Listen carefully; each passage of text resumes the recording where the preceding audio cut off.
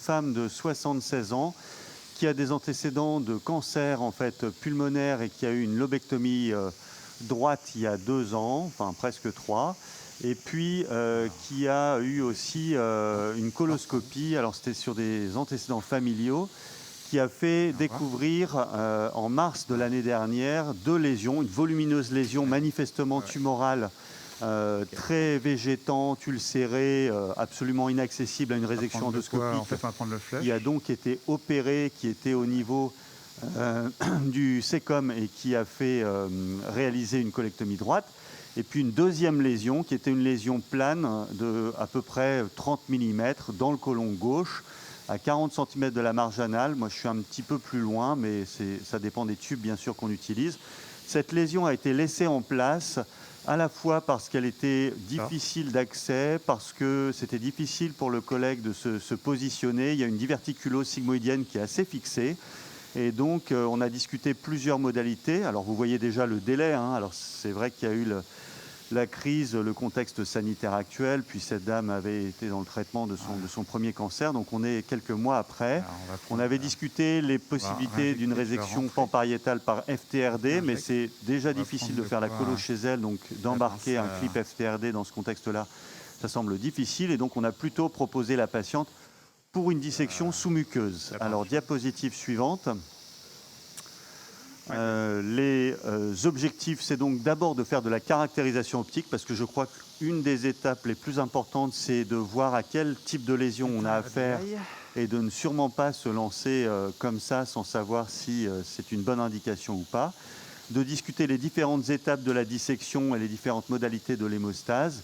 Et puis avec l'appareil, alors finalement, comme le côlon sigmoïde est très difficile à passer, je n'utilise pas le coloscope équipé du GI, mais un gastroscope qui est le seul qui arrive à passer. Donc je suis avec le gastroscope EG760Z, qui est un tube qui est absolument phénoménal au niveau de la caractérisation. Et donc on est en train de monter dans son côlon gauche. Il y a pas mal de petits diverticules effectivement. Et puis on a dû franchir en fait à l'eau. Moi, c'est une technique que j'aime bien, de franchir les charniers un peu difficiles à l'eau, et on essaye de remonter comme ça vers la lésion qu'on voit ici. Alors je pense qu'elle a fait l'objet quand même d'une tentative de résection, parce que on a une cicatrice ici qui est assez importante, et on est ici en lumière blanche. On peut passer, bien sûr, je vais essayer de bien insuffler pour vous la montrer un peu mieux. Alors c'est une lésion qui n'est pas trop importante en taille et qu'on devrait arriver à passer sans trop de soucis. Voilà, je vrille mon endoscope pour arriver à passer au-delà. Elle n'est pas trop mal située. Je préfère qu'elle soit sur cette face-là que sur l'autre face. Et on va essayer de faire la caractérisation de cette lésion avant la dissection. Je n'aurai évidemment pas le temps de vous montrer toute la dissection, mais pendant que vous serez en train de déjeuner, j'avancerai et j'espère vous montrer la fin au retour de la pause déjeuner. Alors, je redescends un petit peu. Voilà cette lésion, qui est une lésion qu'on peut essayer de mieux définir avec le mode LCI, qui est un mode de détection. Alors bien sûr, l'endoscope n'est pas très maniable. La dissection colique gauche, c'est pas plus facile que la dissection colique droite, bien au contraire, c'est plutôt un peu plus compliqué. Et on voit certaines zones un peu rouges qui attirent l'œil. Celle qui est en bas à gauche ne m'inquiète pas trop, mais c'est vrai qu'il y a des zones un peu plus rouges là-haut, et puis il y a des zones un peu plus planes. Alors, on va mettre un petit peu, je vais essayer de bien mettre au point. Donc vous avez en fait la cicatrice en bas, ici une zone qui est une zone adénomateuse en dysplasie de haut grade, je pense, avec des gros vaisseaux, et plus au centre de l'image, là une zone dépolie avec une disparition du pattern muqueux et vasculaire qui est probablement donc un adénocarcinome au moins intramuqueux dans cette partie-là. On va voir un petit peu le reste de la lésion. Et La classerait Connect 3, du caractère avasculaire et de la disparition des vaisseaux. oui, mais probablement A, parce que je pense qu'elle est accessible à une résection endoscopique. Alors la classification Connect, hein, vous savez que Jérémy et surtout Mathieu ont beaucoup bossé dessus, ont fait une évaluation, elle est maintenant validée, développée, la preuve de concept a été largement établie, et c'est vrai que c'est une très bonne classification pour se mettre en tête un peu tout ça. On y reviendra un petit peu. Et donc, voilà, on a des zones quand même. Alors, les saignements spontanés comme ça, je ne sais pas ce que tu en penses, Marc, ça aussi. C'est un élément évocateur plutôt de dégénérescence que là, tu ne l'as pas frotté, cette lésion. Si spontanément, tu avais déjà des stigmates de saignement, je trouve qu'elle est quand même très rétractile pour quelque chose qui n'aurait pas été réséqué. C'est un peu étonnant quand même sur la partie basse. Oui, mais tu vois, bon, je pense que là, il y a eu quand même probablement un coup d'anse. Hein, il y a eu un coup d'anse. Et puis ici, on va voir comment elle se décolle. Et il y a en tout cas pour moi pas de critères de contre-indication. Encore une fois, cette dame, elle est fragile. Elle a déjà eu un cancer pulmonaire. Elle a déjà eu un cancer colique. Il lui manque le côlon droit. Et donc, c'est vrai que si on peut éviter une colectomie gauche complémentaire, c'est pas mal. J'aimerais bien qu'on fasse peut-être un petit plan de la table de dissection pour montrer un petit peu le matériel nécessaire. Alors, il y a bien sûr, je vais redescendre parce que là, en fait, la partie caractérisation doit se faire sans cap, mais la partie dissection se fera avec un cap. On a plusieurs petites choses.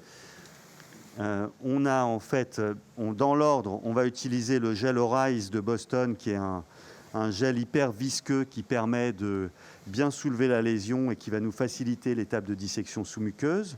Puis ensuite, je vais utiliser un flush knife de chez Fujifilm qui, peut-être on peut sortir la petite pointe. Il est très, très tourné, mais c'est vraiment, je vais mettre une compresse dessous. Ça sort de 1,5 mm. Il y a une petite boule qui permet de bien se mettre dans le sillon sous-muqueux et d'attraper aussi les fibres de la sous-muqueuse ou de coaguler des vaisseaux pendant l'étape de dissection sous-muqueuse. Et puis vous voyez un cathéter qui permet de faire de l'injection, on va vous montrer tout ça. Et puis bien sûr le cap, et il y a des petits élastiques. Alors c'est des élastiques évidemment d'orthodontie. Il y a deux modèles en gros qui sont faciles à utiliser, enfin que nous on utilise en tout cas, hein, mais il y a les zèbres et les renards. Alors un zèbre, c'est quand même plus gros qu'un renard. Et dans le côlon, c'est vrai qu'on va voir un petit peu comment on est placé. Je vais plutôt utiliser les renards et on va utiliser la méthode de double traction par clip et élastique qui a été largement diffusée grâce à l'expérience de Mathieu et Jérémy. Et c'est quelque chose qui va, je pense, nous faciliter, j'espère, la dissection. Alors, on va injecter le gel. Parce qu'il reste encore quelques... Le gel te permet un soulèvement plus long, on va dire. Oui, c'est un soulèvement qui est plus long et puis peut-être une certaine hémostase. Alors, j'utilise moi très peu de sérum adrénaliné parce que, en fait, je trouve pas quelque chose qui apporte forcément grand-chose. Il y a quelques études, notamment asiatiques, qui disent que dans l'estomac, ça pourrait faciliter la résection et la rendre plus rapide. Moi, je crois que surtout, les élastiques, quand on arrive à bien les placer, ils tirent tellement bien le tissu qu'en fait, ça tire les vaisseaux également et ça diminue le risque hémorragique. Alors, on va sortir l'aiguille, s'il vous plaît. Vous voyez, je suis obligé de tourner beaucoup l'endoscope. J'aspirerai ensuite un peu le liquide pour ne pas être trop gêné. Bien sûr, on ne pique jamais au centre d'une lésion néoplasique parce que sinon, on risque d'essaimer des lésions. Vas-y, injecte, s'il te plaît. Il faut toujours commencer par les étapes les plus difficiles. Est-ce que si jamais ça ne soulève pas cette lésion, tu considères que c'est une adhérence et tu continues en essayant d'enlever cette adhérence lors de la Vas-y. dissection, ou est-ce que tu considères que c'est plutôt des signes d'infiltration tumorale et tu aurais plutôt tendance, même si effectivement la patiente n'est pas très engageante, à dire que c'est une lésion infiltrante et à confier au chirurgien? Alors, c'est compliqué. J'avoue que je n'ai pas une expérience de dissection sous-muqueuse colique suffisante pour me lancer dans une lésion comme ça. Si vraiment elle ne se décolle pas du tout, j'avoue que c'est quand même un petit peu inquiétant. Donc, j'aurais tendance à la confier, moi, à un chirurgien. Voilà. Mais Que la dissection colique, ça fait toujours peur par rapport à la dissection gastrique ou même rectale, ou du fait de la finesse de la paroi. Est-ce que les techniques sont identiques, ou est-ce que tu as des techniques très différentes en fonction du siège de la lésion? Alors, il y a des techniques qui sont très différentes en fonction du siège de la lésion. Là, je vais essayer de me positionner au-delà. Mais tu vois, Marc, on a effectivement... La partie basse, là, Ouais. elle a du mal à se surélever. Oui. C'est du carcinome. Alors, est-ce qu'il est sous-muqueux superficiel ou sous-muqueux profond? Ça, c'est difficile à dire. La patiente tousse, donc on va attendre que ça s'arrête parce qu'effectivement, ça ne nous facilite pas les choses. Et puis, il y a cette obstruction aussi des vaisseaux lymphatiques en regard, hein, cet aspect un petit peu en pied de poule, vous voyez, un peu blanchâtre. Ça aussi, c'est un petit signe supplémentaire, même si on le voit aussi sur les gros polypes. Mais c'est au moins de l'adénocarcinome intramuqueux. Moi, je pense que c'est du sous-muqueux superficiel. Et encore une fois, si on n'est pas trop inquiet sur le taux de complication de la dissection, qui était très faible dans la série qui a été rapportée au GIFOD par Jérémy Albouis il y a 2 ans ou 3 ans, je crois maintenant, en plénière, eh bien, il ne faut pas hésiter à se lancer. Alors, cette partie-là, elle m'intéresse, bien sûr. C'est ça que je veux arriver à bien décoller. Vas-y, injecte. Et Tu essaies de trouver une zone qui est beaucoup plus, entre guillemets, plus simple, plus facile à décoller pour pouvoir éventuellement te glisser par cette zone. je commence toujours par la partie la plus difficile parce qu'on sait que plus on avance dans la dissection, plus c'est compliqué. Vas-y, Anne, si tu peux. Pas dans le bon plan. Voilà, ça y est. On voit, ça se décolle Et bien. toujours par la partie la plus difficile, parce que évidemment on est tenté de commencer par le début, par le pôle anal de la lésion qui nous tend les bras, mais il vaut mieux commencer par la partie distale, et puis Comme pour une éventuellement en mucosectomie, rétrovision si on peut, mais là j'ai essayé, je ne suis pas arrivé à me placer comme je voulais. Comme Stop. pour une mucosectomie habituelle. Exactement. Reprends. Et donc on va redescendre. Vous voyez que ce gel O-Rise a une bonne tenue et je vais faire la partie distale de la lésion. Je vais redescendre pour installer mon capuchon et je vais commencer à mettre les élastiques pour me placer comme il faut. Voilà. Tu n'essaies pas de surélever la partie basse. Je peux- Qui est un peu plus inquiétante, là, si jamais tu n'arrives pas à la décoller, cette lésion-là, tu penses que... montrer ça. Je vais me la garder pour tout à l'heure. Je suis assez confiant au niveau de l'axe. On verra hein, tout à l'heure. Je serai peut-être dans une panade pas possible. Mais je suis assez confiant sur la possibilité de travailler cette partie-là, tu vois, parce qu'on est vraiment bien placé. Donc je vais commencer par la partie distale et puis je vous retrouve tout à l'heure pour Voilà, vous montrer ce on qu'il va en voir est. un petit peu l'avancement de Nicolas. C'était pour vous montrer un petit peu où on en est de la dissection. En fait, j'ai fait quasiment toute la circonférence. Ce qui m'inquiétait un petit peu, cette zone cicatricielle, finalement, on n'a pu la décoller. Vous voyez qu'il n'y a quand même pas beaucoup de marge. On est tout de suite sur le muscle, sur les fibres circulaires internes du côlon gauche. Hein. On est assez haut quand même, hein. On est à 70 cm de la marge anale. Il me reste juste un tout petit tour de circonférence à faire que je ferai plus tard parce que je veux le faire avec un élastique pour m'aider.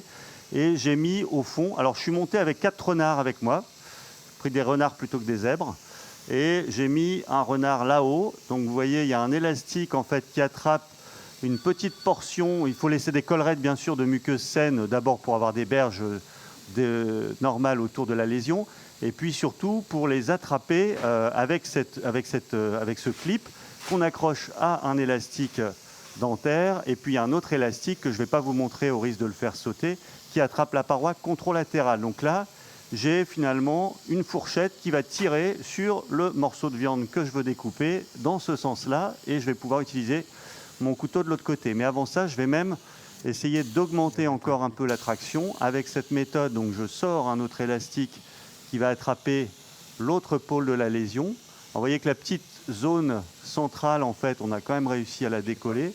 Et je vais essayer d'attraper. Il y avait un petit axe vasculaire ici. C'est souvent ça qu'il faut essayer d'attraper parce que ça donne un petit peu... Voilà, on a vu passer les vaisseaux. Ça donne un petit peu plus de tissu solide pour s'agripper. Donc je vais mettre mon clip et mon élastique ici, sur la muqueuse saine, ouvert. Voilà. Fermé. On vérifie qu'on a... je ne vois pas très bien, mais qu'on a ce qu'on veut. Ouvert. Pas sûr d'être parfaitement... Voilà, fermé. Ah, ok, ça c'est bon. Vas-y, largue. On va reprendre un autre clip.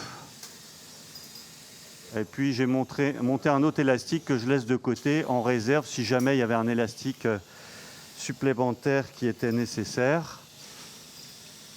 Et donc, autant les élastiques passent sans problème dans le canal opérateur d'un colo. Là, comme je suis obligé de monter avec un gastro, puisqu'il y avait un colon sigmoïde diverticulaire et fixé, c'est plus difficile de passer. Et donc, je préfère monter avec les élastiques dans le cap directement et les laisser en réserve. Ouvert. Alors, un peu moins.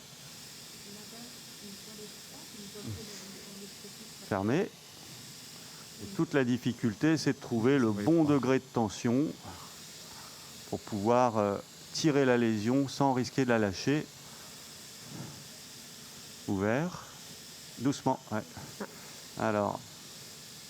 Je me permets de faire un petit peu de pub pour ton DU quand même, Manu, parce qu'il va y avoir des modifications là, sur l'année 2021-2022. Alors oui, c'est fermé, c'est effectivement probablement ouvert. On va s'occuper effectivement fermé de le passer en DU et de se raccrocher à un plus grand nombre de groupes pour le faire vivre et puis s'occuper aussi un peu plus activement d'une partie thérapeutique. Ouvert doucement.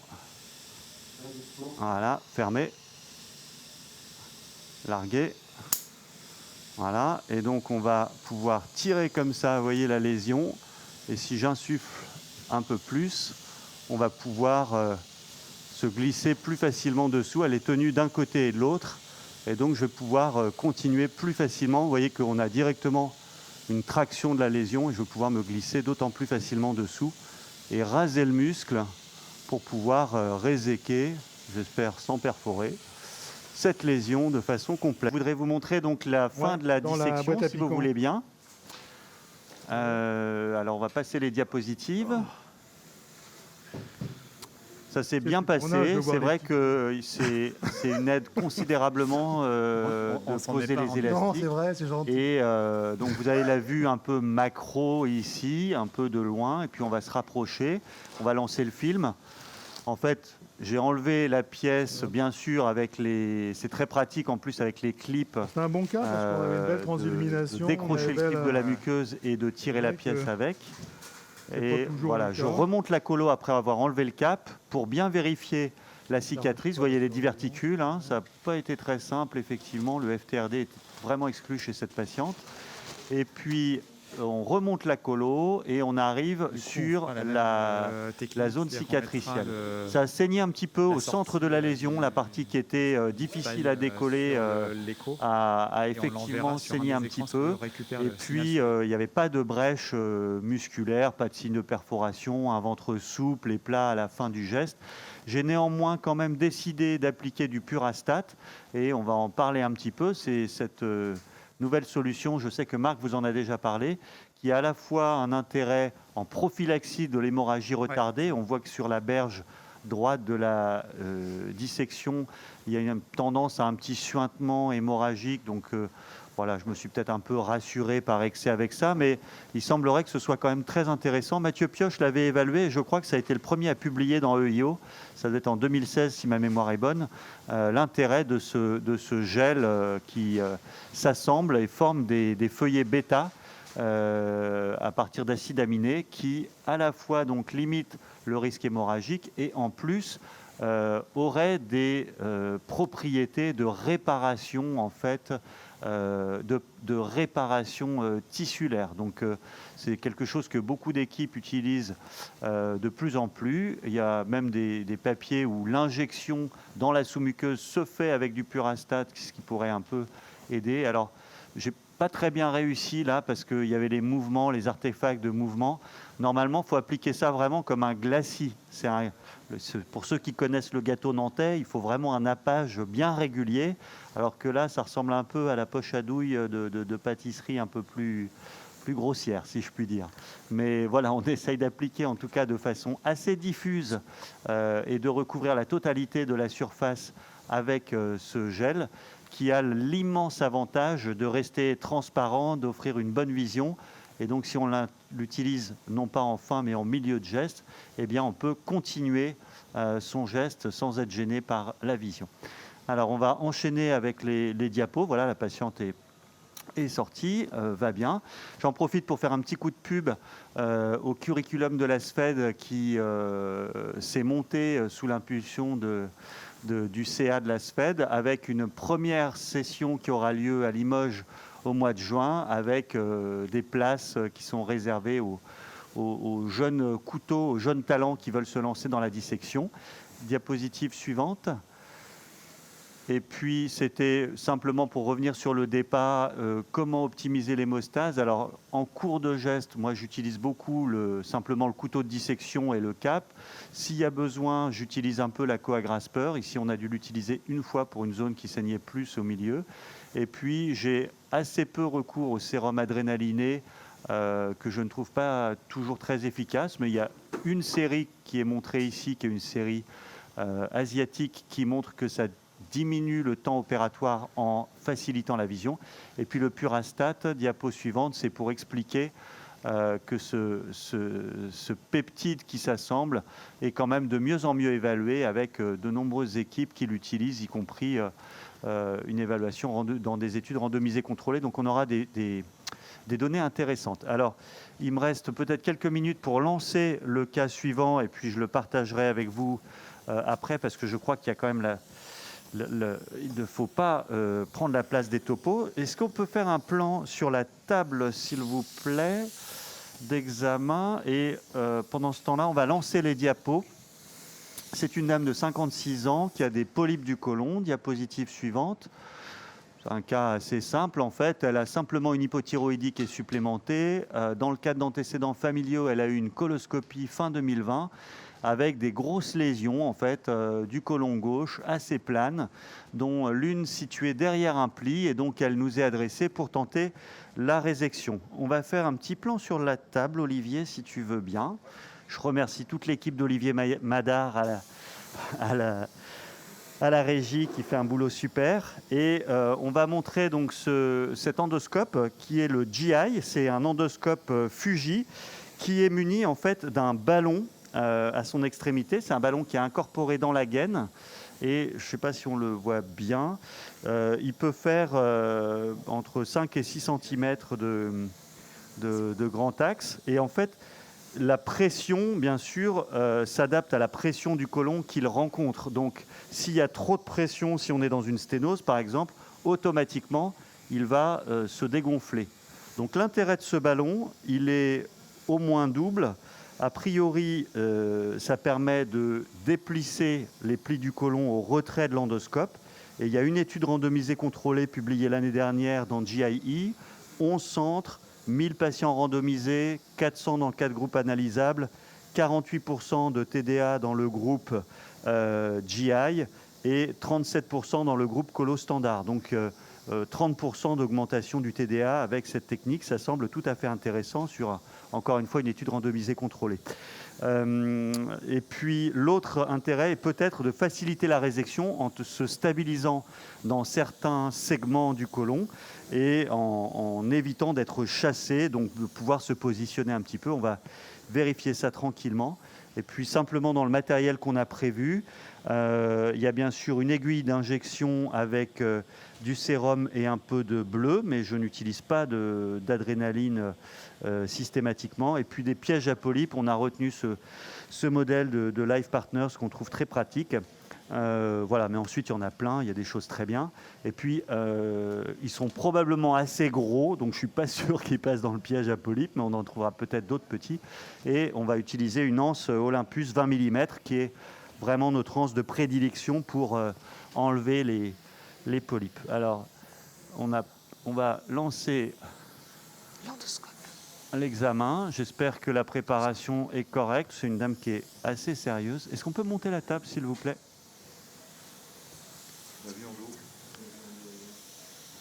Et alors, ce coloscope est intéressant parce que, outre le GI, il est muni, et j'espère avoir le temps de vous montrer ça, de systèmes d'intelligence artificielle, à la fois de détection, mais aussi de caractérisation. C'est vraiment la grosse avancée en IA que Fujifilm a pour l'instant sur ses concurrents. Et donc, par exemple, là, il y a un petit polype. Bon, ça me semble évident qu'effectivement, c'est un petit hyperplasique. Si j'allume le système, immédiatement, vous voyez qu'il le reconnaît. Si je passe en LCI, il le confirme. Et si je passe en mode BLI, on s'approche et il met, voilà, c'est un hyperplasique. OK ? Donc, je pense que tout le monde l'avait vu, mais c'est quand même une démonstration... C'était pas programmé, je découvre la patiente en même temps que vous, mais vous voyez la réactivité du système qui est immédiate. Et puis, outre ces caractéristiques-là, il a effectivement un petit niveau de zoom qui, combiné au NBI, peut permettre d'analyser un petit peu mieux les structures. Donc, je vais essayer de retrouver mes polypes, et puis je ne sais pas où Jérôme en est avec la modération de la salle, mais ce que je propose, c'est de commencer à travailler et de vous retrouver tout à l'heure pour vous donner le résultat, ou alors vous restez avec moi, c'est comme vous le souhaitez.